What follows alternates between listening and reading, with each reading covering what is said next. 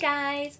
So today in your writing, I'm going to ask you to be focusing on a satisfying ending. So it's important when someone's reading your story that they have a satisfying ending, otherwise they tend not to enjoy the story very much. So let me give you an example.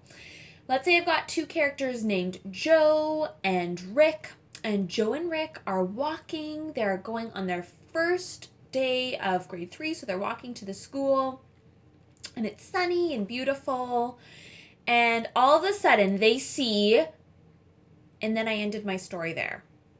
Now, we would call that an unsatisfying ending.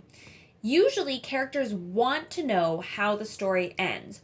And in the stories we're going to be practicing this week, we're going to usually give it a happy ending. Not all stories end with a happy ending. And as we go on in our unit, you might decide to give your story a sad ending or a surprising ending. But we're going to focus this week on giving the characters some trouble, like we talked about. We're going to send them on an adventure, and then we're going to solve the problem by the end of the story. So I'm going to give you an example of how I did that with my Gretchen story. I'm going to have her get in some trouble, and then I'm going to solve the problem, and then sort of wrap it up with a bow. So I'm not just going to have the problem solved and then end there. I'm going to give a little bit of information, tell how everything ended and why it's really satisfying, and then I'll conclude my story. Now, I've made sure my story is interesting here by providing another problem for Gretchen to solve. So here, Gretchen's in her treehouse. The weather is just awful. She's freezing cold. She's hearing lightning. She's just miserable. If I made this the last page of my story, this story would not have a satisfying ending. She has a problem, and then all of a sudden, it just ends out of the blue.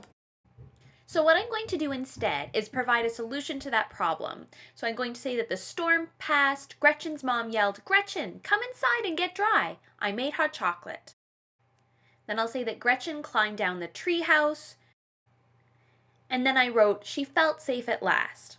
So I've succeeded in my goal of solving the problem. We've sort of wrapped it up with a bow. She came inside. We know her mom was going to give her hot chocolate.